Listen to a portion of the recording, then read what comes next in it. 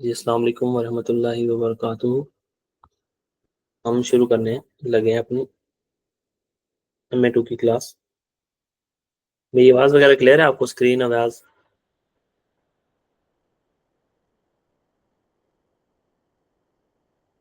जी जी। ठीक हो?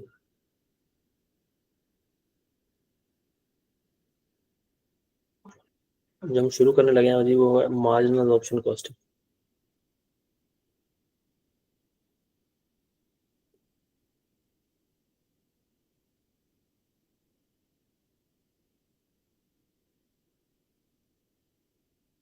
अच्छा जी, CVP में कोई मसला, कोई परेशानी, मॉक वगैरह दे दिया था उसका और उसकी प्रैक्टिस वगैरह होगी थी? कोई सवाल तो नहीं है CVP से रिलेटेड? नहीं नहीं।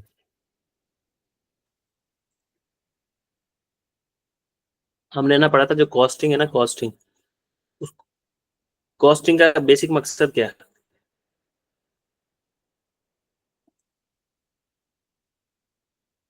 To determine the cost per unit of a product. एक जो प्रोडक्ट है ना उसकी कॉस्ट पर यूनिट हमने मालूम करनी होती है। हमारी पूरी कॉस्टिंग का जो ना, पूरी कॉस्टिंग का मकसद है, पूरी कॉस्टिंग का ये मकसद है कि जब तक तुम कॉस्ट पर यूनिट सही कैलकुलेट नहीं करोगे, जब तक तुम्हारे पास कॉस्ट जो है ना वो सही कैलकुलेट नहीं होगी, तो तब तक तुम अपनी सेलिंग प्राइस नहीं निकाल सकते। SP का मतलब सेलिंग प्राइस, मतलब 100 रुपए की कॉस्ट है, उसके अंदर तुम थोड़ा सा अपना प्रॉफिट डालोगे कि मैं ये एक चीज मैंने 100 की बनाई है तो 10 रुपए में मजीद कमाऊंगा, इसके ऊपर 110 की बेचूंगा। तुम्हें एक चीज पता ही नहीं है तुमने कितने की बनाई है, तो तुम कभी भी सेलिंग प्राइस सही नहीं निकाल सकते। ये गलत निकल आएगी, ठीक है, और तुम क्या करोगे, सिंपली लॉस में जा रहे हो। तो ये इसलिए बहुत जरूरी है मार्जिनल ऑप्शन कॉस्टिंग। हमें कॉस्ट पर यूनिट निकालने के समझ लो दो मेथड है, ये दो तरीके हैं, ठीक है। दोनों अपने अपनी साइड पे बिल्कुल दुरुस्त है, ये दोनों यूज किए जाते हैं। अब्जॉर्प्शन कॉस्टिंग जो है, आप इससे बड़ा फेमिलियर हो गए। ये अब्जॉर्प्शन कॉस्टिंग जो का जो मेथड है ना, ये आपकी जो फाइनेंशियल स्टेटमेंट जो बनती हैं, आपकी FS जो बन रही होती है, SOFP और SPL जो आपकी बन रही होती है ना, SPL जो आपकी बन रही होती है अकाउंटिंग के अंदर, वो इसी मेथड से बन रही होती है। अब्जॉर्प्शन कॉस्टिंग ये मेथड क्या होता है, तो इसकी सारी डिटेल ना हम अब पढ़ते हैं जाके आगे। आज मैं सिर्फ ओवरऑल आपको समझाऊंगा कि किस तरीके से बातों को बहुत ईजी करके लेके आऊंगा, किस तरीके से हम इसके फॉर्मेट को याद कर सकते हैं, ठीक है। अच्छा, अगर कोई भी ये लेक्चर ले रहा है तो मैं अपनी इंटेलेक्चुअल तरतीब से चाह रहा हूँ, उसको चाहिए कि वो अगर कॉस्टिंग शुरू कर रहा है, MA2 शुरू कर रहा है, तो कॉस्ट क्लासिफिकेशन का पहला चैप्टर ले, उसके बाद मटेरियल का लेक्चर ले, उसके बाद लेबर का लेक्चर ले, उसके बाद ओवरहेड्स का लेक्चर ले, फिर उसके बाद मार्जिन अब्जॉर्प्शन कॉस्टिंग पे आए। उससे ऑनवर्ड जो तरतीब है उस तरीके से चले। तो यहाँ पे लेक्चर्स के जो सीक्वेंस है वो आगे पीछे है, क्योंकि ये सारी बातें मेरे स्टूडेंट्स को पहले पता है, ठीक है। तो मुझे उनके ऊपर ज़्यादा ग्रिप करने की जरूरत नहीं। तो जो नया बच्चा ये ले रहा होगा लेक्चर, उसको चाहिए कि वो जो तरतीब मैंने बताई है उसके हिसाब से चले।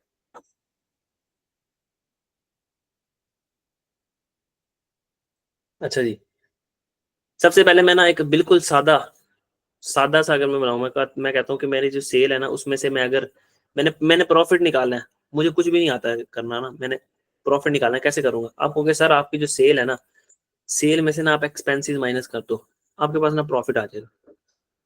मैंने कहा अच्छा वो कैसे आएगा? आपने कहा सर आपने एक चीज 100 रुपए की बेची, आप ये देखो उसको बेचने के कितने खर्चे हुए। मैंने कहा वो ना जो 100 रुपए की मैंने चीज बेची है ना, वो मैंने 50 रुपए की बनाई थी, और ना 10 रुपए के उसके अलावा भी खर्चे हुए थे उसके ऊपर, छोटे मोटे खर्चे ना, तो 60 रुपए के खर्चे थे वो टोटल हुए थे। और जो मेरा प्रॉफिट आया ना, जो प्रॉफिट है वो मेरा आया कितना, 40 रुपए। अच्छा, मैंने मैंने फिर यहाँ से ना एक समरी बनाई दिमाग के अंदर। मैंने कहा कि अगर मैं सेल में से ना ऑल एक्सपेंसेस को माइनस कर दूं तो मेरे पास ना प्रॉफिट आ जाता है, ठीक है। मेरे साथ साथ समझते जाना चीजों को, चीजों को आसान कर रहा हूँ, वरना रटी रटाई बातें मैं भी कर सकता हूँ कि ऐसे करो वैसे करो, सेल के बाद variable cost of sale minus करके उसमें ये ऐड कर दो, ये माइनस कर दो तो ये आ जाएगा। तो चीजों को आसान कर रहा हूँ।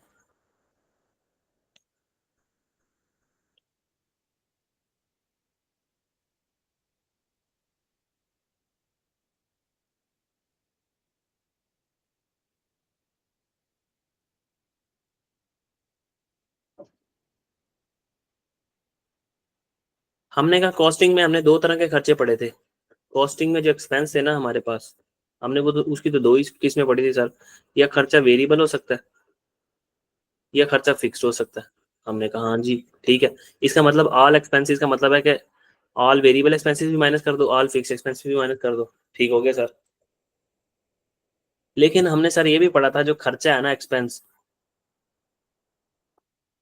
वो प्रोडक्शन का भी हो सकता है, वो नॉन प्रोडक्शन का भी हो सकता है। ये चीजें लेक्चर को स्टॉप करके नोट करते जाना अपने पास, ठीक है। अब ओवरऑल थीम बताता हूँ, यानी अगर मैं इस बात की समरी बनाऊँ ना, समरी, तो यहाँ से मुझे पता लगा जो खर्चे होते हैं ना, जो खर्चे होते हैं वो प्रोडक्शन के भी हो सकते हैं, वो नॉन प्रोडक्शन के भी हो सकते हैं। अच्छा ठीक है सर। प्रोडक्शन का खर्चा वेरिएबल भी हो सकता है और प्रोडक्शन का खर्चा फिक्स भी हो सकता है। नॉन प्रोडक्शन का खर्चा वेरिएबल भी हो सकता है, नॉन प्रोडक्शन का खर्चा फिक्स भी हो सकता है। मतलब अगर हम प्रोडक्शन के वेरिएबल खर्चों को भी माइनस कर दें, प्रोडक्शन के फिक्स खर्चों को भी माइनस कर दें, नॉन प्रोडक्शन के वेरिएबल खर्चों को भी माइनस कर दें, लेकिन नॉन प्रोडक्शन के फिक्स खर्चों को भी माइनस कर दें, किस तरीके से करना है बताऊंगा, ठीक है। तो हमारे पास सारे खर्चे माइनस होने के बाद प्रॉफिट आ जाएगा। बस अभी ये जिसको ये थीम समझ आ गई ना, ये इतनी सी बात कि हमने खर्चे कैसे माइनस करने हैं, जिसको ये बात समझ आ गई वो सारे जितने भी इसके फॉर्मेट है ना, उसको याद करने की जरूरत नहीं है फिर कम से कम, वरना बैठ के रट्टे लगाते रहना। खर्चे दो तरह के हो सकते हैं जी, प्रोडक्शन का खर्चा, नॉन प्रोडक्शन का खर्चा। फिर वेरिएबल खर्चा हो सकता है प्रोडक्शन का और फिक्स खर्चा हो सकता है। नॉन प्रोडक्शन का वेरिएबल खर्चा हो सकता है और फिक्स खर्चा हो सकता है। अच्छा जी, ये तो हमें यहाँ तक बात समझ आ गई। सर इसकी अफादियत क्या है? पहले आप जी मार्जिनल ऑप्शन कॉस्टिंग के ऊपर आते हैं। मार्जिनल कॉस्टिंग क्या कहता है, मैं पहले पूरा स्टैंडर्ड बना के दिखाऊंगा, फिर अपने ये जो शॉर्टकट आपको सिखाया ना इसको लगा के दिखाऊंगा ये कैसे यूज होगा। मार्जिनल का जो मतलब होता है ना, वो इंक्रीमेंटल कह सकते हो आप।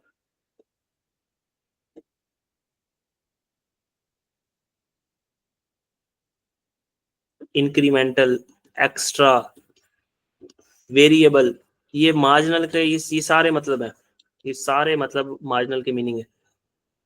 जैसे वेरिएबल कॉस्ट होती थी ना, यूनिट बनाओगे तो वेरिएबल कॉस्ट लगेगी, अगर वो यूनिट नहीं बनाओगे तो वेरिएबल कॉस्ट नहीं लगेगी, ठीक है।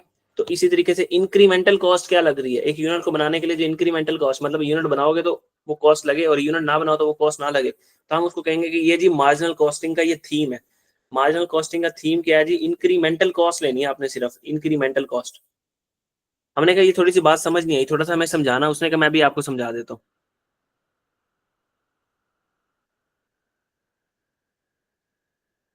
सबसे पहले उसने कहा जी अब प्रोडक्ट की कॉस्ट पता है आपको, प्रोडक्ट कॉस्ट। अभी मार्जिनल कॉस्टिंग में हमने कहा प्रोडक्ट की जो कॉस्ट होती है, हमने ये पढ़ रखा था कि प्रोडक्ट तीन चीजों से मिल के बनता है। उसमें आता है जी कोई भी मटेरियल आ सकता है, कोई लेबर आ सकता है और अदर एक्सपेंसेस आ सकते हैं, लेकिन हमने इसका कंसाइज कर लिया था फार्मूला।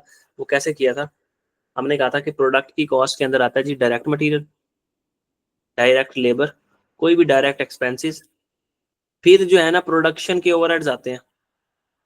प्रोडक्शन के ओवरहेड वेरिएबल भी हो सकते हैं, फिक्स भी हो सकते हैं, ठीक है। मार्जिनल अब्जॉर्प्शन कॉस्टिंग के पास आए, उसने कहा भाई मैं जो कहता हूँ ना, मेरी बात सुनो, मैं जो कहता हूँ,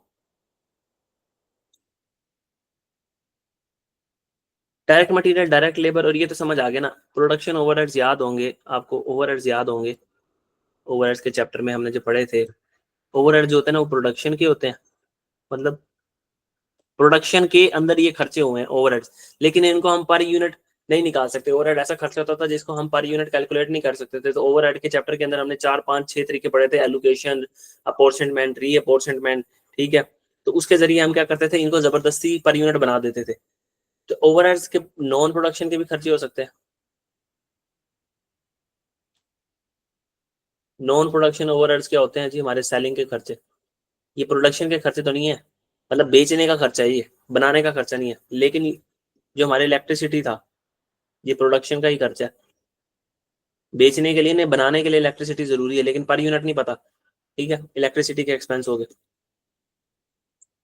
कोई रेंट हो गया, तो बनाने के लिए फैक्ट्री होगी तो वो रेंट होगा। हमने कहा कि जी एक प्रोडक्ट है ना, वो बनती थी, उसके अंदर डायरेक्ट मटेरियल लगता था। एक पेन है जैसे, उसके अंदर पेन के लिए मटेरियल चाहिए होगा, लेबर जो उसको बनाएगी, उसके अंदर कोई और एक्सपेंसेस हुए हैं छोटे मोटे, उस पेन की साइडों पे ग्लू लगी है, ठीक है, या फिर कोई भी, उस पेन को हमने डब्बे के अंदर, शापर के अंदर पैक करके हर पेन को फिर देना है आगे। तो वो एक पेन के लिए पता लग सकता है कि एक डब्बा कितने का बनता है, वो तो डायरेक्ट एक्सपेंस हो जाएगा, ठीक है। फिर कुछ प्रोडक्शन ओवरहेड्स आ रहे होंगे, हमने कहा था प्रोडक्शन ओवरहेड्स हमने ले लेने। प्रोडक्शन ओवरहेड्स कौन से लेंगे जी हम? अब तो प्रोडक्शन ओवरहेड्स है दो, वेरिएबल भी हो सकते हैं और फिक्स्ड भी हो सकते हैं। नॉन प्रोडक्शन को तो नहीं लेना ना, क्योंकि हम ऊपर क्या निकाल रहे हैं, प्रोडक्ट की कॉस्ट, यानी प्रोडक्ट की प्रोडक्शन कॉस्ट कितने का ये बना है।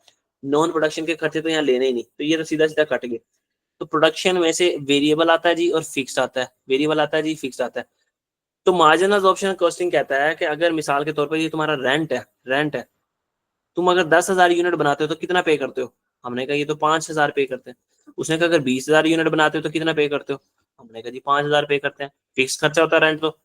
उसने कहा 50,000 यूनिट बनाते हो तो कितना पे करते हो? हमने कहा सर ये 5,000 ही पे करते हैं। आप पागल तो नहीं हो गए, थोड़ा सा आपका दिमाग तो नहीं हिल गया? उसने कहा 40,000 बनाते हो तो कितना? हमने कहा वही वही 5,000। हमने कहा यार देखो अब ना बहुत हो गया, अब ज्यादा गुस्सा आने लग गया हमें। वो कहता है अच्छा तो आखिरी सवाल, अगर तुम 0 यूनिट्स बनाओ कितना पे करते हो? मैं कहा भाई हम तो 5,000 पे करते हैं। फिक्स्ड कॉस्ट तो वो होती है, तुम यूनिट बनाते हो जाओ जितने मर्जी, या बनाओ ही ना तो वो तुम्हें देना ही देना रेंट। उसने कहा फिर तो ये प्रोडक्ट की कॉस्ट हुई नहीं, ये तो फिक्स्ड खर्चा है, इंक्रीमेंटल कॉस्ट तो है ही नहीं। प्रोडक्ट बनाने की वजह से तुम्हें कोई इंक्रीमेंटल कॉस्ट पड़ ही नहीं रही, कोई इंक्रीमेंटल कॉस्ट तुम्हें पड़ ही नहीं रही। हमने कहा इसका क्या मतलब हुआ? उसने कहा मैं तुम्हें बताता हूँ, ये तुम्हारा फिक्स्ड प्रोडक्शन ओवरहेड्स है ना। अब ये बात की सारी की समरी आने लगी। उसने कहा ये तो कोई इंक्रीमेंटल खर्चा हुआ ही नहीं, मैं तो इंक्रीमेंटल खर्चों को लेके चलता हूँ, मैं तो इंक्रीमेंटल खर्चों को लेके चलता हूँ कि प्रोडक्शन ओवरहेड्स वेरिएबल भी हो सकते हैं और फिक्स भी हो सकते हैं। मैं तो सिर्फ इंक्रीमेंटल खर्चों को लेके चलता हूँ बाबू। तो फिक्स जो खर्चे हैं हम उसको क्या करेंगे, पीरियड कॉस्ट के तौर पे ट्रीट कर देंगे, पीरियड कॉस्ट। हमने कहा पीरियड कॉस्ट का क्या मतलब होता है, थोड़ा ये भी समझा दो। मतलब कि इसको प्रोडक्ट की, do not make it as a part of product cost, do not make it as a part of product cost. ये प्रोडक्ट कॉस्ट के अंदर इसको पार्ट ना बना देना। इसको पीरियड कॉस्ट, पीरियड कॉस्ट हमने पढ़ा था ना, फिक्स्ड कॉस्ट, फिक्स्ड कॉस्ट यानी उसको पीएनएल के अंदर जाके सिर्फ तुम उसकी एंट्री कर दो, एक्सपेंस डेबिट, कैश क्रेडिट, सिर्फ ये एंट्री कर दो जाके। ये तो तुम्हारा एडिशनल यूनिट बनाने की वजह से खर्चा ही नहीं आ रहा। इसका क्या मतलब भाईजान, डिडक्ट कर दो होल अमाउंट। ये रोक रोक के अपने पास नोट डाउन करना ये चीजें सारी। इनकम स्टेटमेंट के अंदर ये पूरी की पूरी जो है ना, एसपीएल के अंदर ये पूरी की पूरी जो है ना माइनस कर दो। हमने कहा अच्छा तो फिर तुम बताओ तुम्हारा जो प्रोडक्ट कॉस्ट निकालने का फार्मूला है वो क्या बना? उसने कहा ये भाई शेयर बता भी तो कर दिया, देना। Variable production overheads. ठीक है, तो मेरी जो मार्जिनल कॉस्ट पर यूनिट बनेगी ना, मार्जिनल के तहत वो कैसे बनेगी, ऐसे जी, ऐसे। Direct material, direct labour, direct expenses और वेरिएबल प्रोडक्शन ओवरहेड्स लेने तुमने, सिर्फ वेरिएबल प्रोडक्शन ओवरहेड्स। ठीक है, तो हमने कहा चलो जी समझ आ गई, हमें बिल्कुल समझ आ गई कि मार्जिनल ऑप्शन कॉस्टिंग कहती है कि भाई तुम्हें इंक्रीमेंटल कॉस्ट लेनी है, इंक्रीमेंटल कॉस्ट लेनी है। ये यहाँ पे लेक्चर को नोट करना, रोकना और नोट करना, जरा अपनी आदत बनाओ लिखने वाली। सर सेव करके पीडीएफ भेज देंगे और हम वहां से देख लेंगे, और हम अपने हाथ नहीं हिलाएंगे, मेहंदी लगी हुई है, शादी होने वाली है हमारी। नहीं, तो वो वो उसको बाद में ट्रीट लिख करते हैं लूंगा, साथ साथ समझता हूँ। क्या चीज, बाद लेक्चर में लिख अपलोड लूंगा, होगा वहां साथ से साथ रोक रोक के अच्छे तरीके से फिर सेव करना। ठीक। ये चीजें ऐसे याद नहीं रहेंगी, सब कुछ मैं देता रहूंगा तो कोई मसले वाली बात नहीं, मैं ऐसे ही ये पीडीएफ शेयर कर दूंगा। अब अगर हमने इनकम स्टेटमेंट बनानी है मार्जिनल कॉस्टिंग के तहत, तो देखो मार्जिनल कॉस्टिंग का थीम समझ लिया हमने। मार्जिनल कॉस्टिंग कहता है भाईजान सिर्फ इंक्रीमेंटल कॉस्ट लेनी है, इंक्रीमेंटल। अच्छा, पहले बना के देता हूँ वैसे जैसे कि बनी होती है, फिर अपना जो तरीका समझाया था ना ऊपर उसको समझाता हूँ। सेल आती है जी, सेल्स रेवेन्यू, जिसको तुम रेवेन्यू भी कह सकते हो। और सेल रेवेन्यू कैसे निकलता है जी, जो आपने यूनिट्स सोल्ड की हैं उसको मल्टीप्लाई कर दो सेलिंग प्राइस पर यूनिट से। आपने 1000 यूनिट बेचे मिसाल के तौर पे, और एक को बेचने की कीमत सेलिंग प्राइस पर यूनिट है 50, तो आपके पास सेल निकल आएगी टोटल। ये फॉर्मेट बना के दे रहा हूँ पूरा। फिर सेल में से आपने खर्चे माइनस करना है। वेरिएबल, ये ऐसे लफ्ज याद करना है जो मैं बता रहा हूँ। वेरिएबल प्रोडक्शन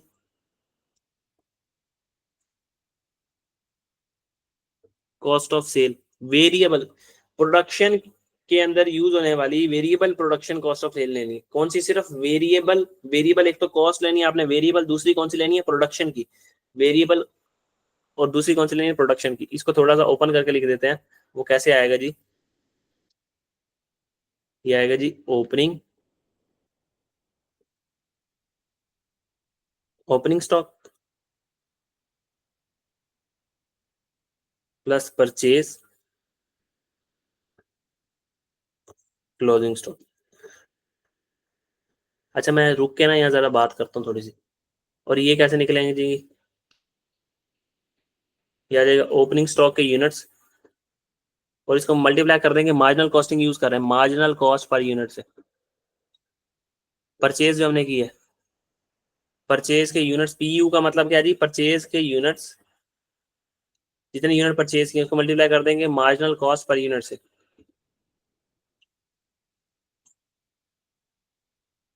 क्लोजिंग स्टॉक के यूनिट्स, उसको मल्टीप्लाई कर देंगे किससे जी? मार्जिनल कॉस्ट पर यूनिट से। जो मार्जिनल कॉस्ट के तरीके से निकाली है, वो कैसे निकाली थी? यहाँ निकाली थी ना, direct material, direct labour, direct expenses, और क्या? Variable production overhead. ठीक है, तो ये मार्जिनल कॉस्ट पर यूनिट आ गई। ये वाली मार्जिनल कॉस्ट पर यूनिट यहाँ पे लेनी। अच्छा जी, हमने कहा ओपनिंग स्टॉक यहाँ प्लस होगा, परचेजेस भी प्लस होंगी, माइनस करेंगे क्लोजिंग स्टॉक को। ठीक है, प्लस इसको माइनस करने के बाद जो वैल्यू आएगी उसको सेल में से माइनस कर देंगे। ठीक है,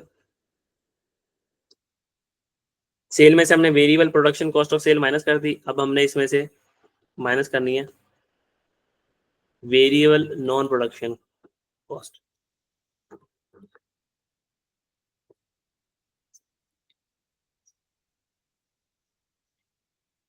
ये हमने यहाँ से माइनस कर दी, तो यहाँ हमारे पास ये आ जाता है ग्रॉस कंट्रीब्यूशन। कंट्रीब्यूशन हमने पढ़ा था सीवीपी में कैसे निकलता है? सेल में से तमाम वेरिएबल खर्चे माइनस कर दो, चाहे वेरिएबल खर्चे प्रोडक्शन के हों, चाहे वेरिएबल खर्चे नॉन प्रोडक्शन के हों, तो तमाम माइनस कर दो, तो तुम्हारे पास क्या जवाब आ जाएगा भाईजान? तुम्हारे पास क्या जवाब आ जाएगा? Gross contribution. ऐसे ही पढ़ा था ना हमने। आज फॉर्मेट्स के ऊपर क्लास है, समझ लो एक किस्म की। जी जी। ये जी आ गया आपके पास ग्रॉस कंट्रीब्यूशन। फिर तो प्रॉफिट तक जाने के लिए तो सर सारे खर्चे माइनस करते हैं, वेरिएबल भी और फिक्स्ड भी। अच्छा फिर फिक्स्ड खर्चे माइनस कर दो जी। फिक्स्ड खर्चे किसके होंगे जी? प्रोडक्शन के और नॉन प्रोडक्शन के।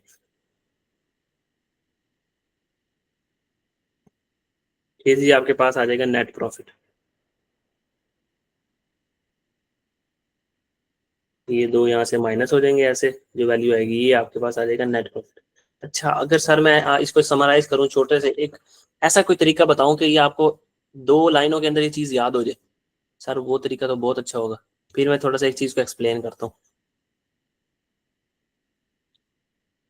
वो तरीका जो मैंने ऊपर बताया था, मैंने कहा था जो सेल है ना, सेल उसमें से ना तमाम एक्सपेंसेस माइनस कर दो, तमाम एक्सपेंसेस, तो आपके पास आ जाता है प्रॉफिट। हमने कहा ठीक है सर, ये तो आपने बताया था। अब वो तमाम एक्सपेंसेस कैसे बताए थे आपने? आपने कहा था एक्सपेंस ना 2 तरह के हो सकते हैं, या प्रोडक्शन का हो सकता है या नॉन प्रोडक्शन का। प्रोडक्शन का वेरिएबल खर्चा, ठीक है, और प्रोडक्शन का फिक्स खर्चा। नॉन प्रोडक्शन का वेरिएबल खर्चा, नॉन प्रोडक्शन का फिक्स खर्चा। ये सारे माइनस कर दो ना सेल में से, ये सारे माइनस कर दो सेल में से, तो प्रॉफिट आ जाएगा। हमने कहा अच्छा फिर यहाँ पे आते हैं हम, और अब हम फॉर्मेट बनाते हैं। 3 लाइनों का फॉर्मेट कैसे बनेगा? देखो ये आ गई जी सेल,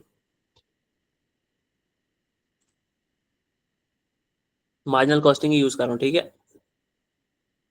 ये आ गई जी सेल, हमने कहा सेल में से ना सारे खर्चे माइनस करने, तो सेल में से हमने सबसे पहले लेस किए हमने कहा सेल में से सबसे पहले लेस करो वेरिएबल खर्चा किसका, प्रोडक्शन का। सेल में से वेरिएबल खर्चा किसका माइनस कर दो, प्रोडक्शन का। हमने कहा ठीक है, हमने माइनस कर दिया। फिर इसमें से फिर माइनस करो वेरिएबल खर्चा किसका, नॉन प्रोडक्शन का। हमने कहा ठीक है। अब सेल में से वेरिएबल खर्चे माइनस हो गए, प्रोडक्शन के भी और नॉन प्रोडक्शन के भी, जी ग्रॉस कंट्रीब्यूशन आ गया खुद ब खुद।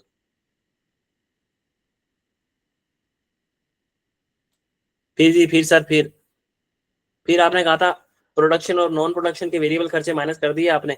अब फिक्स खर्चे भी माइनस कर दो प्रोडक्शन और नॉन प्रोडक्शन के। हमने कहा ठीक है जी, फिक्स खर्चे भी माइनस कर दो किसके जी, प्रोडक्शन की माइनस कर दो, नॉन प्रोडक्शन की माइनस कर दो। कर दिए जी। तो क्या आ गया, नेट प्रॉफिट। तो ये दो लाइनों का फॉर्मेट बन गया हमारे पास कि पहले वेरिएबल खर्चा माइनस कर दो प्रोडक्शन का, फिर फिक्स खर्च जो सॉरी नॉन प्रोडक्शन का वेरिएबल खर्चा वो माइनस कर दो, फिर फिक्स खर्चा रह गया प्रोडक्शन का, नॉन प्रोडक्शन का माइनस कर दो जी। ये लो फिक्स खर्चा प्रोडक्शन का, नॉन प्रोडक्शन। प्रोडक्शन का फिक्स खर्चा क्या होता है जी, रेंट एक्सपेंस, रेंट देना फैक्ट्री का। और नॉन प्रोडक्शन का फिक्स खर्चा क्या होता है कि जो सेलिंग सेलिंग और एडमिनिस्ट्रेशन एक्सपेंसेस, यहाँ लिख लो रेंट, इलेक्ट्रिसिटी, याद रहे। ये मैंने ओवरहेड में बड़ी लंबी लंबी बातें की हैं, कॉस्ट क्लासिफिकेशन में बड़ी बातें की। नॉन प्रोडक्शन का फिक्स खर्चा दी, कोई सेल कमीशन आपने डन किया हुआ है कि ये सेल कमीशन इतना दोगे ही दोगे, या फिर एडमिनिस्ट्रेशन या डिस्ट्रीब्यूशन एक्सपेंसेस, ये डिस्ट्रीब्यूट करने के एक्सपेंसेस बनते ही हैं, चीजों को पहुंचा के आते हैं होलसेलर तक, वो खर्चा करना ही पड़ता है। तो यहाँ पे फार्मूला खुद बन गया। इतना लंबा चौड़ा करने से अच्छा कि सेल में से वेरिएबल खर्चा माइनस करो प्रोडक्शन का, फिर माइनस करो नॉन प्रोडक्शन का, दो नॉक आउट हो गए। फिर फिक्स खर्चा प्रोडक्शन का, नॉन प्रोडक्शन का भी फिक्स खर्चा, जवाब आ गया जी नेट प्रॉफिट। बस अब अपने सवाल में ना उठा लेना चीजें, सवाल में जहाँ सेल के यूनिट दी हो, सेल के यूनिट को पकड़ना, सेलिंग प्राइस पर यूनिट से मल्टीप्लाई करना, सेल आ गई। ये सारा भी ध्यान में रखना चीजें। फिर आपने कहा variable production cost of sale कैसे निकलती है, opening stock plus purchases minus closing stock. ठीक है, वो ध्यान में रखना, ये सारी बात ध्यान में रखना, वहां से निकाल के ले आना। फिर उसमें से आपने कहा कि वेरिएबल खर्चा माइनस कर दिया, प्रोडक्शन नॉन प्रोडक्शन का, फिक्स खर्चा उठाओ प्रोडक्शन नॉन प्रोडक्शन का, वो उठा के माइनस करना, जवाब आ जाएगा। अच्छा जी, अब ये variable production cost of sale क्या होती है, देखो यहाँ हो रहा है 100 यूनिट सेल। मैं कह रहा हूँ 100 यूनिट सेल किए मैंने और एक यूनिट 200 रुपए का, 2 रुपए का बेचा, इस सेल आ गई 200 की। कॉस्ट ऑफ सेल का क्या मतलब होता है, जो चीज तुमने सेल की है ना उसकी कॉस्ट क्या थी। मैंने कितने यूनिट सेल किए, 100। ये 100 यूनिट निकालने का ना तरीका है, वो ऐसे है कि एक आसान सी एग्जांपल देता हूँ कि आप जब सुबह सुबह दुकान पे आए ना, सुबह सुबह दुकान पे आए, आपकी दुकान के अंदर ना कोक की बोतलें पड़ी थी 10। आपने ना कॉल करके छोटू को कहा यार कोक की बोतलें खत्म हो रही हैं, 30 बोतलें और दे जा। उसने कहा सर ये लो 30 बोतलें और दे जा, दे गया मैं। ओपनिंग में दुकान पे सुबह सुबह आए थे, 10 पड़ी थी, आप 30 बोतलें और आपने परचेज कर ली। ठीक है, आप जाते हुए जब जा रहे थे ना दुकान से, आपने झाती मार के देखा 10 बोतलें रह गई थी, सिर्फ 10 बोतलें रह गई थी। आपने आपने कहा यार मैंने कितनी बोतलें बेच दी आज। मैंने कहा यार 10 तो सुबह पड़ी थी, 30 मैंने और मंगाई थी, 40 में से अब सिर्फ 10 पड़ी हैं।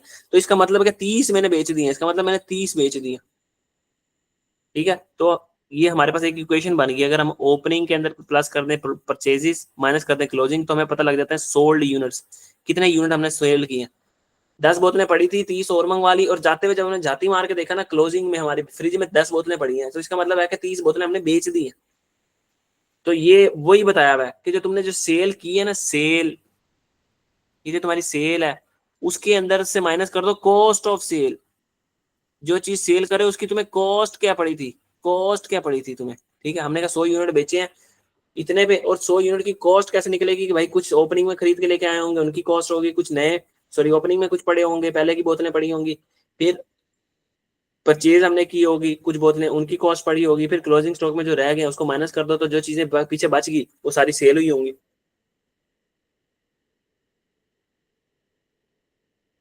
तो कोई सवाल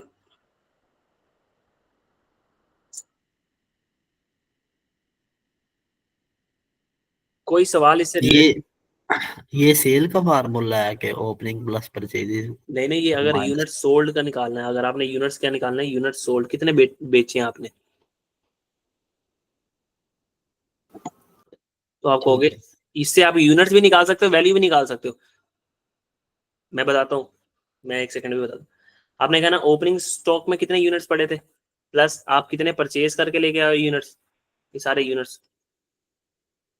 अगर तो यूनिट्स निकालना चाह रहे हो यूनिट्स निकालो, वैल्यू निकालना चाह रहे हो तो वैल्यू मैं बता देता हूँ। ओपनिंग स्टॉक प्लस परचेजेस और जाते हुए कितने पड़े हैं क्लोजिंग यूनिट्स। तो आप कहोगे जो ये जी फार्मूला आपका बता देगा आपको कि कितने आपने यूनिट्स सेल किए। अब इसी फार्मूले को आप इस्तेमाल कर सकते हो वैल्यू निकालने के लिए। वैल्यू निकालने का क्या मतलब है, मैं बताता हूँ। आप जो ओपनिंग, आप जब सुबह आए ना, सुबह आपके पास ना 10 बोतलें पड़ी थी, एक बोतल 40 रुपए की है ना, एक बोतल 40 रुपए की है, 400 रुपए की आपकी बोतलें पड़ी थी, ठीक है। आपने ना 30 बोतलें और मंगवा ली, 30 बोतलें और मंगवा ली, एक बोतल 40 की है, 1200 रुपए की बोतलें होगी, ऐसे ही है ना। जी जी। 1200 रुपए की बोतलें होगी। और जाते हुए जब आपने झाती मारी थी, आपने कहा 10 बोतलें पड़ी हैं और एक बोतल 40 की है, तो मतलब कि 400 रुपए की बोतलें पड़ी हुई। अब मैं आपसे पूछूं कितने रुपए की बोतलें आपने बेच दी,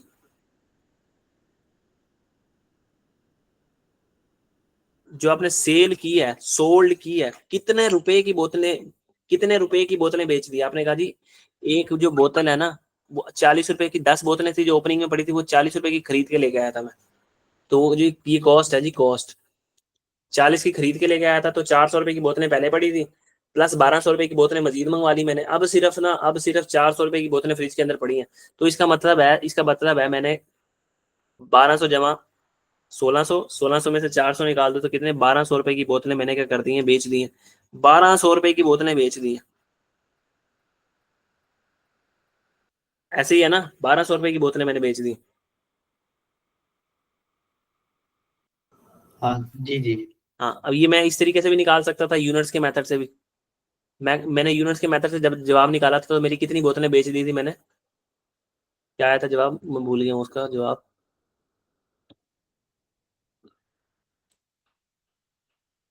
उसका जवाब क्या आया था यार, 10 बोतलें मेरी सुबह पड़ी हुई थी, 30 मैंने मजीद मंगवाई थी, जाते हुए देखा तो फ्रिज में 10 रह गई हैं, तो इसका मतलब 30 बेच दी। अब ये 30 की अगर मैं वैल्यू निकालूं, ये 30 रुपए की, 30 रुपए की जो बोतलें बेची है मैंने, ये कितनी कीमत की बोतलें बेचती हैं, 40 रुपए की एक बोतल है तो 1200। तो ये देखो 1200 1200 मैच हो गया। आप ऐसे भी निकाल सकते हो, ऐसे भी। ये मतलब वैल्यू यार, यूनिट्स निकालने का तरीका बताया मैंने आपको कि यूनिट्स आपके पास दिए हो, वो कहे कि कितने यूनिट आपने सेल किए हैं, तो इस इक्वेशन से निकाल सकते हो। ओपनिंग में कितने पड़े थे, परचेज करके कितने लेके आए हैं, और हमारे पास क्लोजिंग में कितने रह गए हैं, तो इसका मतलब है कि यूनिट सोल्ड हुए इतने। अगर वो कहे उनकी मालियत क्या है, तो भाईजान मैं यही तो बता रहा हूँ ऊपर, यही तो, ये देखो यही तो बता रहा हूँ। जो यूनिट सेल किए हैं वो कितने के सेल किए हैं, मैंने कहा जी मैंने 1600 रुपए के सेल किए हैं, 1600 के। अच्छा, जो तुमने सेल किए हैं वो तुमने कितने के खरीदे थे, वो हम इस तरीके से निकाले। हमने कहा वो 1200 रुपए के खरीदे थे, 1200। अच्छा, तो मतलब तुम्हें 400 रुपए का मुनाफा आया, ठीक है। तो ये बता रहा था मैं, ये अगर समझ आ दोनों गया तो में ठीक। दोनों में फार्मूला तो सेम ही है।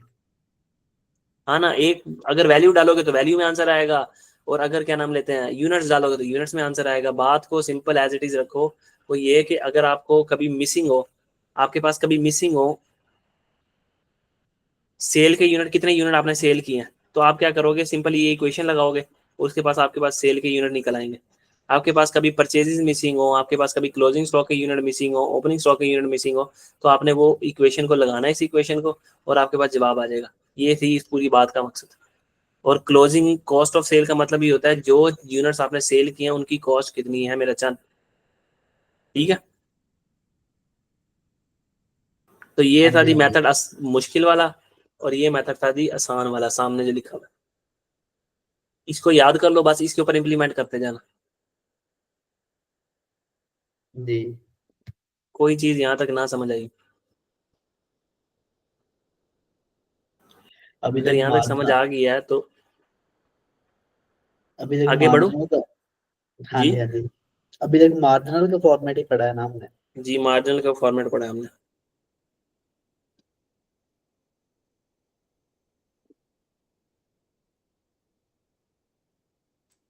अब आ जाते हैं हम अब्जॉर्प्शन कॉस्टिंग के ऊपर।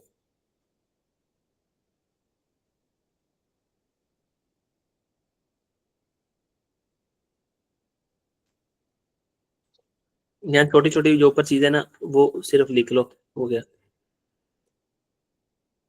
कंट्रीब्यूशन जो है, मैंने अभी तक उसकी जरूरत थी थोड़ी डिटेल नहीं बताई, तो वो बता देता हूँ। कंट्रीब्यूशन का मतलब है डेट कंट्रीब्यूट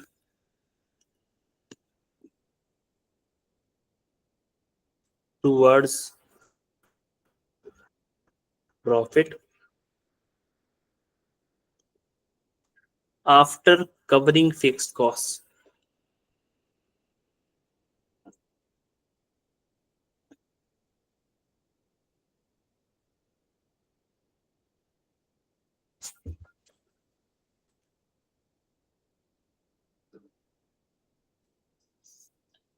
भाई कंट्रीब्यूशन क्या होता है?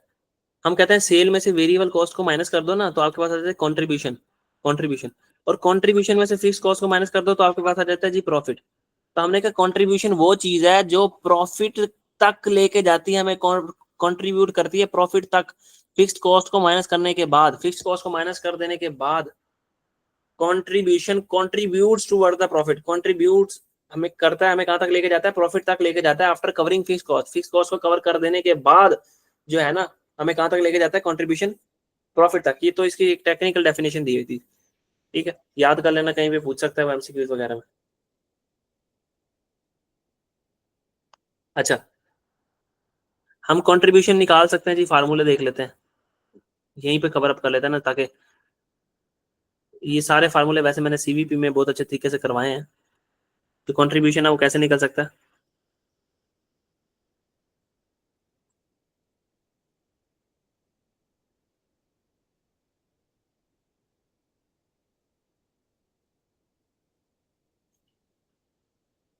अगर कंट्रीब्यूशन पर यूनिट निकालना हो, तुम क्या करोगे? सेलिंग प्राइस पर यूनिट में से all variable cost per unit minus कर दोगे। ऑल वेरिएबल कॉस्ट, ये ऑल वेरिएबल कॉस्ट में क्या, इसको अगर मैं थोड़ा खोल के लिखूं, all variable cost, all variable cost में क्या आ सकता है? डायरेक्ट मटेरियल वेरिएबल है, डायरेक्ट लेबर वेरिएबल है, डायरेक्ट एक्सपेंसेस वेरिएबल है, plus variable production overheads, plus variable non production overheads भी माइनस करोगे। प्रोडक्शन ऑल वेरिएबल कॉस्ट, बेशक प्रोडक्शन की माइनस कर दो बेटा, बेशक नॉन प्रोडक्शन, दोनों माइनस करो। दोनों माइनस कर दोगे तो तुम्हारे पास क्या आएगा? कंट्रीब्यूशन। यहाँ हम क्या लिखेंगे? वेरिएबल नॉन प्रोडक्शन ओवरहेड्स, ठीक है। सेल में से तमाम वेरिएबल कॉस्ट माइनस कर दो, प्रोडक्शन की भी और नॉन प्रोडक्शन की। मैं लिख देता हूँ, प्रोडक्शन की भी माइनस कर दो, ये मैंने ऊपर बस खोल के लिख दिया फार्मूले को, और नॉन प्रोडक्शन की भी। डायरेक्ट मटेरियल प्रोडक्शन का खर्चा, डायरेक्ट लेबर प्रोडक्शन का खर्चा, डायरेक्ट एक्सपेंसेस प्रोडक्शन का खर्चा, वेरिएबल प्रोडक्शन ओवरहेड्स प्रोडक्शन का खर्चा, variable non production overhead, variable तो है लेकिन नॉन प्रोडक्शन का खर्चा। अच्छा जी, कंट्रीब्यूशन आ गया पर यूनिट। अगर वो आप उसने आपको दिया हो टोटल कंट्रीब्यूशन, आपने टोटल कंट्रीब्यूशन निकालना, तो मैंने वहां बताया था कि अगर तो पर यूनिट में वो चल रहा है तो आपने सारा डाटा पर यूनिट में लेना, अगर वो टोटल में चल रहा है तो आपने सारा डाटा टोटल में लेना। आप क्या करोगे? टोटल सेल में से टोटल वेरिएबल कॉस्ट माइनस कर दोगे ना, तो आपके पास टोटल कंट्रीब्यूशन आ जाएगा, ठीक है। या जो टोटल कंट्रीब्यूशन है वो इस तरीके से भी निकल सकता है। ये एक जगह पे कंबाइन कर रहा हूँ चीज़ों को, ताकि कंट्रीब्यूशन पर यूनिट आपके पास दियो, आपको नंबर ऑफ यूनिट सोल्ड से मल्टीप्लाई कर दो, आपके पास तभी टोटल कंट्रीब्यूशन निकल सकता है। आपने कंट्रीब्यूशन पर यूनिट निकालना हो, तो आप टोटल कंट्रीब्यूशन दिया हो आपके पास, यूनिट सोल्ड से तकसीम कर दो, तभी आपके पास। ये जी पॉसिबल सारी सिचुएशंस बता दी हैं, सारी सिचुएशंस बता दी हैं, इसमें कोई सिचुएशन ऐसी नहीं जो छुप गई हो।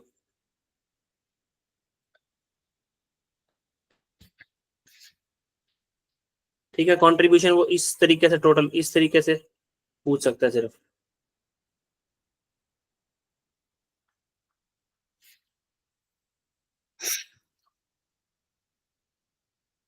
इसका कलर अगर हम कोई और चेंज कर दें तो जरा ये ज्यादा साफ सुथरा नहीं लगेगा।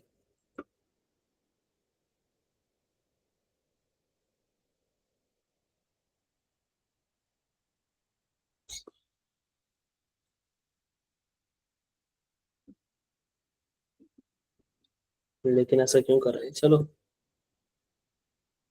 अच्छा, यहाँ तक समझ आ गई है बात आपको? जी जी। और अगर वो क्या करे, वो छोटा सा फॉर्मेट देख लेता है, अगर वो ना लंबे सवालों की तरफ लेके ना जाए।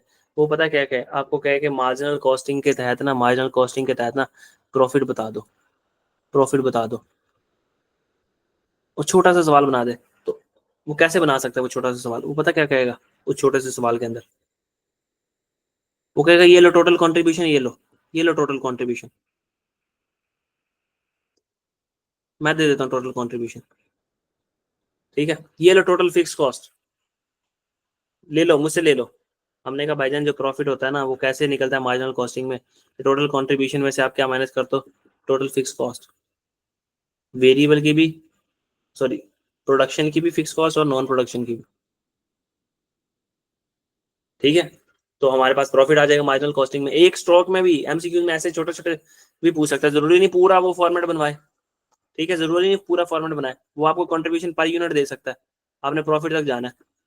वो आपको कहेगा जी कंट्रीब्यूशन पर यूनिट दिया मैंने, आप क्या करोगे? यूनिट सोल्ड से मल्टीप्लाई करवा दो उसको, कि भाई यूनिट सोल्ड से मल्टीप्लाई करवा दिया तो ये टोटल कंट्रीब्यूशन आ गया आपके पास। टोटल कंट्रीब्यूशन में से फिर टोटल फिक्स कॉस्ट माइनस कर देना, आपका जवाब आ जाएगा। प्रोडक्शन और नॉन प्रोडक्शन दोनों की, यहाँ पे कोई सी पी का मतलब प्रोडक्शन, एन पी का मतलब नॉन प्रोडक्शन। तो इस तरीके से वो छोटे से फॉर्मेट से भी आपसे करवा सकता है कि हम कंट्रीब्यूशन में से फिक्स कॉस्ट माइनस कर देते हैं, तभी हमारा ये जवाब आ जाता है। तो ये तो थी सारी बातें।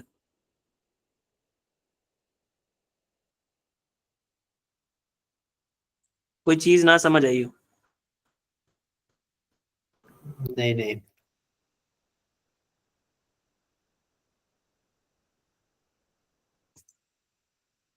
वो आपसे पूछ सकता है क्लोजिंग स्टॉक की वैल्यू क्या है, तो बस क्लोजिंग स्टॉक की वैल्यू के लिए भी यहाँ फार्मूला लिख लो। भाईजान क्लोजिंग स्टॉक की वैल्यू, वो आसान आसान बातें हैं, मैं सिर्फ यहाँ फार्मूले लिख रहा हूँ ताकि याद रहे कि क्लोजिंग स्टॉक के ये जो यूनिट दिए गए हैं ना भाई, क्लोजिंग स्टॉक के जो यूनिट्स दिए गए हैं उनको तुम मल्टीप्लाई कर दो। या तो अगर तुम marginal costing per unit use करो तो मार्जिनल कॉस्टिंग पर यूनिट से मल्टीप्लाई कर दो। अगर तुम अब्जॉर्प्शन कॉस्टिंग यूज कर रहे हो तो तुम क्या करो, अब्जॉर्प्शन कॉस्ट पर यूनिट से मल्टीप्लाई कर दो। तो तुम्हारे पास क्या आ जाएगा जी? या इन दोनों को तुम कह सकते हो कॉस्ट पर यूनिट से मल्टीप्लाई कर दो। वो कॉस्ट पर यूनिट या फिर निकली होगी मार्जिनल कॉस्टिंग के तहत, या वो निकली होगी अब्जॉर्प्शन कॉस्टिंग के तहत। तो जैसे मर्जी इस बात को तुम लिख सकते हो अपने पास कि क्लोजिंग स्टॉक के यूनिट को मल्टीप्लाई कर दो कॉस्ट पर यूनिट कैसे निकलेगी, या मार्जिनल कॉस्टिंग के तहत या अब्जॉर्प्शन कॉस्टिंग के तहत। ये दी मार्जिनल कॉस्टिंग में, इससे बाहर वो कोई चीज नहीं पूछ सकता, इससे बाहर कुछ नहीं पूछ सकता। जी। ये पॉसिबल फार्मूले, सारे पॉसिबल फार्मूले लिख दिए। अभी बातें बड़ी मुश्किल लग रही होंगी, तो हम जब आएंगे ना सवालों के ऊपर तो बहुत आसान कर दिए मैंने आपके लिए जिंदगी। अब अब्जॉर्प्शन कॉस्टिंग का फॉर्मेट देख लेते हैं, फिर हम जी बस करते हैं अपनी क्लास। सिर्फ इसका फॉर्मेट आज मैं हाफ करवा देता हूँ, ठीक है। कल इसका पूरी की रिवीजन करवा के, ताकि कुछ कल के लिए रह जाए और कल हम सवाल देख के रिकंसिलेशन बना के और खत्म करें अपने चैप्टर को। फिर जी हम नेक्स्ट चैप्टर्स, छोटे छोटे चैप्टर्स की तरफ मूव कर जाएंगे। इससे पहले एक बड़ा चैप्टर होगा वो हम कवर अप करके इन्वेस्टमेंट अप्रेजल, उसके बाद हम छोटे छोटे चैप्टर्स और थ्योरी के चैप्टर्स की तरफ भी मूव कर जाएंगे। काफी टाइम से न्यूमेरिकल पढ़ रहे हैं ना, तो हम थोड़ी बीच में थ्योरी का टेस्ट भी लेके आएंगे। अब्जॉर्प्शन कॉस्टिंग, अब इससे वही सवाल, अब्जॉर्प्शन कॉस्टिंग से आके हमने पूछा अब्जॉर्प्शन कॉस्टिंग, हम ना रेंट जो देते हैं ना, हम जो रेंट देते हैं वो 5,000 देते हैं। उसने कहा 5,000 तुम जो रेंट देते हो कितने यूनिट्स बनाओ? हमने कहा 10,000 यूनिट बनाए तभी 5,000 देते हैं, 5,000 यूनिट बनाए तभी 5,000 देते हैं, तभी 5,000 देते हैं। हम अगर 20,000 यूनिट बनाए ना तभी 5,000 देते हैं। उसने कहा अगर 0 यूनिट बनाओ, हमने कहा यार तू तो वही काम कर रहा है जो मार्जिनल कॉस्टिंग ने पूछा था हमसे, तू भी तो उसी तरह का जवाब तो नहीं देगा। उसने कहा नहीं नहीं नहीं नहीं, मेरा वो ख्याल नहीं है, मेरा ख्याल है कि तुम बेवकूफ तो नहीं हो, कोई बंदा बेवकूफ तो ऐसा तो बेवकूफ होगा ही नहीं कि वो ये 5,000 रुपये महीने का दे रहा है और प्रोडक्ट बनाए ही ना। कोई बंदा ऐसा बेवकूफ होगा ही नहीं कि वो 5,000 फैक्ट्री का रेंट दे ही जा रहा है, दे ही जा रहा है, और वो प्रोडक्ट ना बनाए। तो मतलब इसका मतलब दूसरा मतलब क्या हुआ कि तुम ये प्रोडक्ट बनाने हैं तो तुम फैक्ट्री का रेंट दे रहे हो। मेरा ख्याल ये है। हमने कहा मार्जिनल कहता था कि भाई अगर यूनिट बनाओगे तो वो खर्चा करना पड़े, और अगर यूनिट ना बनाओ तो वो खर्चा ना करना पड़े, मैं उस खर्चे को मानता हूँ। उसने कहा भाईजान वो भी सही है, मैं भी सही हूँ। ये जो 6 लिखा हुआ है ना, अगर कोई यहाँ से देखे तो उसको 9 लगेगा, और कोई यहाँ सामने बैठ के देखे तो उसको 6 लगेगा।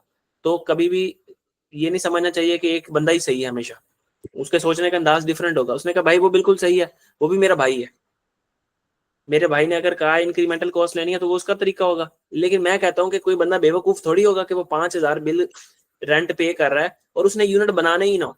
तो इसका मतलब यूनिट्स बनाने हैं तो ये 5,000 पे कर रहे हैं, तो ये प्रोडक्ट की कॉस्ट के अंदर ये भी चार्ज होना चाहिए। हमने कहा अच्छा। हमने कहा फिर तुम क्या कहते हो? उसने कहा फिर मैं तुम्हें बताता हूँ। जैसे उसने अपना बताया था ना कॉस्ट पर यूनिट का तरीका, मैं भी बताता हूँ। जो प्रोडक्ट की कॉस्ट है ना, इसको तुम प्रोडक्ट कॉस्ट भी कह सकते हो, ठीक है, प्रोडक्शन कॉस्ट पर यूनिट भी कह सकते हो। ये पर यूनिट की कॉस्ट निकाल रहा हूँ मेरा चांद। उसने कहा, हमने कहा डायरेक्ट मटेरियल, उसने कहा जी ये तो लेंगे डायरेक्ट मटेरियल। डायरेक्ट लेबर, उसने कहा जी लेंगे। उसने कहा डायरेक्ट एक्सपेंसेस, जी लेंगे।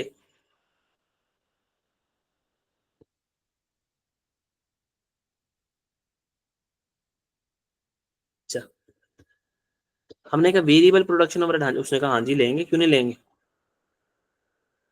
हमने कहा फिक्स्ड प्रोडक्शन ओवरहेड्स, उसने कहा जी लेंगे ना, फिक्स प्रोडक्शन ओवरहेड्स, फिक्स खर्चा प्रोडक्शन का, रेंट। प्रोडक्शन करनी है तो रेंट पे करोगे तो फैक्ट्री के अंदर प्रोडक्शन होगी और खर्चा भी फिक्स्ड है। उसने कहा लेंगे। हमने कहा क्यों ले रहे हो? उसने कहा भाई कोई पागल नहीं होगा कि वो बिजली का बिल भर रहा है, वो और क्या नाम लेते हैं फैक्ट्री के रेंट दे रहा है और उसने प्रोडक्ट बनानी ही ना हो। उसने कोई प्रोडक्ट बनानी ही ना, वो जीरो ही प्रोडक्ट बनाए। तो हमने कहा, उसने कहा फिर इसको इस प्रोडक्ट की कॉस्ट के अंदर आना चाहिए। हमने कहा अच्छा चलो ठीक है। इसका मतलब तुम जो स्टेटमेंट दे रहे हो ना वो उससे डिफरेंट है मार्जिनल वालों से। उसने कहा हाँ मैं तुम्हें ना आसान करके बात बता देता हूँ। उसने जैसे तुम्हें बातें बताई थी ना, मैं भी वैसे तुम्हें बातें बताता हूँ। उसने कहा कि जो फिक्स्ड प्रोडक्शन ओवरहेड्स है ना, उसने कहा था कि इसको पीरियड कॉस्ट की तरह ट्रीट करो। मार्जिनल कॉस्टिंग ने कहा था उसको पीरियड कॉस्ट की तरह ट्रीट करो, यानी उसको कॉस्ट पर यूनिट का पार्ट ना बनाओ, यानी उसको पूरे का पूरा इनकम स्टेटमेंट में से माइनस कर दो। तो ये भाई कह रहा है कि जो फिक्स प्रोडक्शन ओवरहेड है ना, उस is treated as product cost, product की कॉस्ट का हिस्सा बनाओ उसको। फिर क्यों? Because it is a part of production.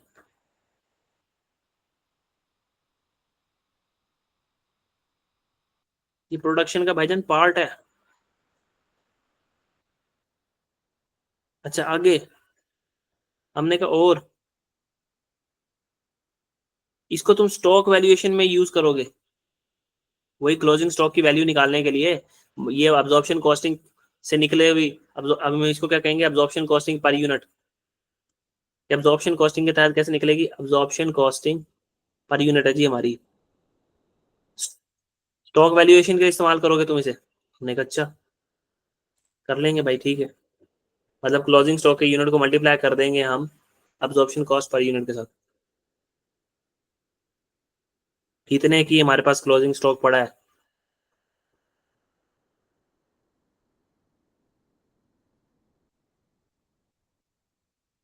Transfer to next period. अच्छा ये जो पॉइंट है ना, इसके ऊपर स्टार लगा लो। इसको कहते हैं मल्टी इफेक्ट। जो कॉस्ट है ना, उनके दो तरह के इफेक्ट हो सकते हैं। जो कॉस्ट है ना उसका सिंगल इफेक्ट भी हो सकता है। ये कल मैं डिटेल से यही से बात शुरू करूंगा, ठीक है। और उसका मल्टी इफेक्ट भी हो सकता है। और कल इसका फॉर्मेट बनवा के और हम आगे मूव ऑन कर देंगे सवालों के ऊपर, ठीक है। तो यहाँ तक अगर कोई बात समझ ना आई हो तो फिर पूछ लेना। ये चीजें एंड वाले दोबारा बता देना कल को जब लेक्चर हुआ। ठीक है, बस ये चीज तो समझ आ गई ना कि वो भाई कहता है कि जो फिक्स्ड प्रोडक्शन ओवरहेड है यानी रेंट है, और जो इलेक्ट्रिसिटी का खर्चा है वो फिक्स्ड खर्चा है, और प्रोडक्शन का खर्चा तो नहीं है वो, सॉरी प्रोडक्शन का खर्चा है वो। तो प्रोडक्ट की कॉस्ट है वो। हाँ वो प्रोडक्ट की कॉस्ट में डालो उसको, प्रोडक्ट की कॉस्ट में। वो हाँ कहता था ना डालो, सिर्फ वेरिएबल को डालो। वो जी कहता था जी कि भाई यूनिट्स बनाओगे तो रेंट देना पड़ेगा, सॉरी यूनिट्स नहीं बनाओगे तब भी देना पड़ेगा, यूनिट्स बनाओगे तब भी देना पड़ेगा, हर सिचुएशन में देना पड़ेगा। तो जब हर सिचुएशन में खर्चा हो रहा है तो वो इंक्रीमेंटल खर्चा तो हुआ ही ना। तो जी। मार्जिनल भाई इसको नहीं लेते थे, मार्जिनल भैया इसको नहीं लेते थे। अब्जॉर्प्शन भाई कहते हैं भाई बेवकूफ तो नहीं है कोई बंदा 5,000 का रेंट दे रहा है, 5,000 का बिजली का बिल दे रहा है और उसने यूनिट बनाना ही ना हो, उसने यूनिट बनाना ही ना हो। तो वो ये खर्चा इसलिए कर रहा है कि उसने यूनिट बनाने हैं, तो इसको प्रोडक्ट की कॉस्ट में डालो, तो दोनों भाई अपनी तरफ सही है। अगर जिस भाई की भी तरफ भी हम चल रहे होंगे बस उसके उसके मेथड को फॉलो कर लेंगे। तो पूरी जी बात का नटशेल ये तो मैंने इतनी डिटेल के अंदर ना बताया कि थीम क्या था पूरी सारी। तो वो ये है कि भाईजान आपको ये आना चाहिए सवाल के लिए, पेपर पास करने के लिए आपको ये कॉस्ट पर यूनिट आना चाहिए, ये बातें आनी चाहिए कि फिक्स्ड कॉस्ट है उसको हम प्रोडक्ट की कॉस्ट में ट्रीट करते हैं, इसको प्रोडक्ट की कॉस्ट का पार्ट बना देते हैं, स्टॉक वैल्यूएशन के अंदर काम आता है, इसका मल्टी फैक्टर होता है, ये आना चाहिए। जो फॉर्मेट है वो आने चाहिए। ऊपर जाऊं तो मैं ये सारे फार्मूले आपको याद होने चाहिए, डिफरेंट तरीके से वो आपके से पूछ सकता है, ये आपको हिफ्ज होने चाहिए। बाकी प्रैक्टिस सेशन में तो आपको पता धड़ाधड़ प्रैक्टिस करवा देंगे हम। ये इक्वेशन आप आनी चाहिए, बहुत काम आएगी, ठीक है। फिर आप शेयर कर देना, मैं नोट कर लूंगा। ठीक हो गया जी, मैं शेयर कर देता हूँ। और मार्जिनल कॉस्टिंग के तहत पर यूनिट कॉस्ट कैसे निकलेगी, मार्जिनल कॉस्ट पर यूनिट कैसे निकलेगी जी आपकी, वो जी ऐसे निकलेगी, बस आपको ये आनी चाहिए, बाकी मैं सब कुछ सिखा दूंगा। चलो जी, कोई ओके। सवाल नहीं है तो फिर अपना ख्याल रखना, दुआओं में याद रखना। अल्लाह हाफ़िज़।